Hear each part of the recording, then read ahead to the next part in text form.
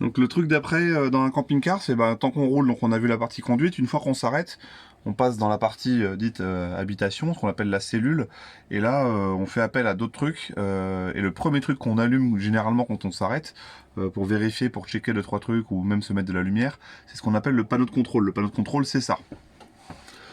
Le panneau de contrôle, c'est tout con. Il y a un bouton power.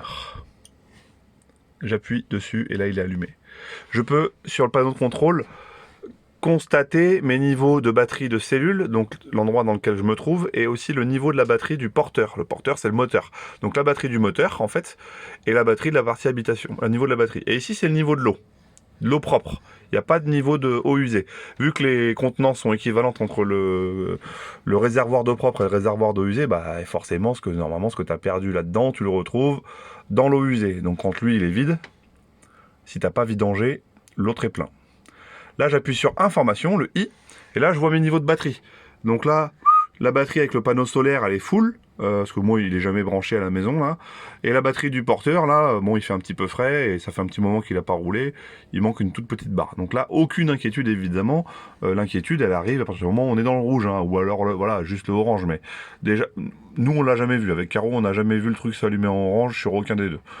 Rouge, par contre, la flotte, ça arrive ça peut arriver, hein. Et voilà, c'est quand vraiment on n'a plus d'eau, hein. Quand ça s'allume rouge, c'est qu'on a tout vidé.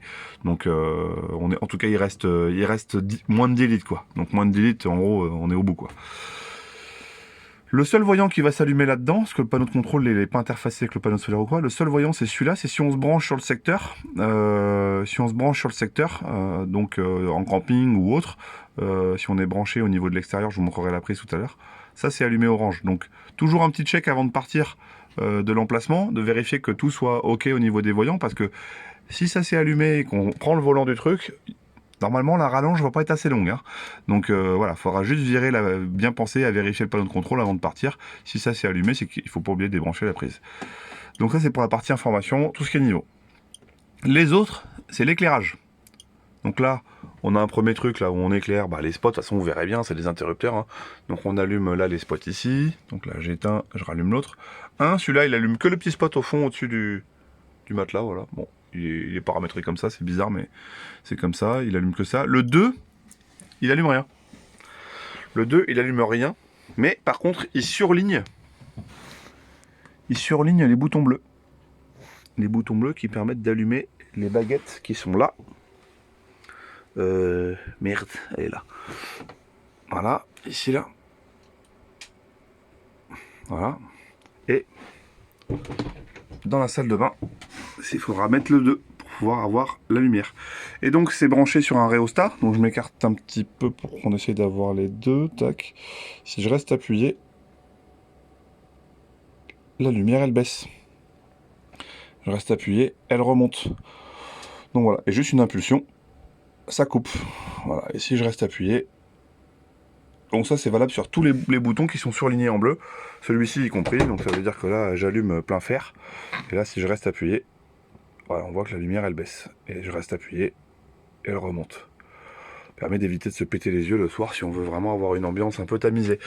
Le 3, tac, ça c'est ça pète bien les yeux. C'est les grandes barres de LED qui sont en haut là, voilà. Et puis c'est tout.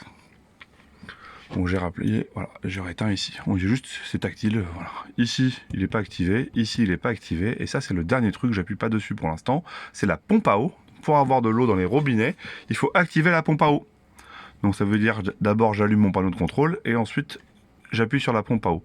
Là, si j'appuie, il se passe rien parce que c'est vide. Voilà. Donc je vais pas jouer avec. Parce que pour l'instant, le réservoir est vide, on va la remplir tout à l'heure, je vais vous montrer. Voilà pour la partie panneau de contrôle. Ça, c'est le panneau de contrôle pour l'éclairage. Voilà. Le niveau d'énergie et le niveau d'eau. Voilà. Et si on est branché en énergie. C'est juste la partie gestion de l'éclairage et la pompe à eau. C'est tout. Après, on va avoir un autre panneau de contrôle, on en parlera juste après, qui va concerner le chauffage et l'eau chaude. Voilà. Ça, c'est juste la partie énergie, éclairage et pompe à eau. A tout de suite pour le suivant qui concerne donc le chauffage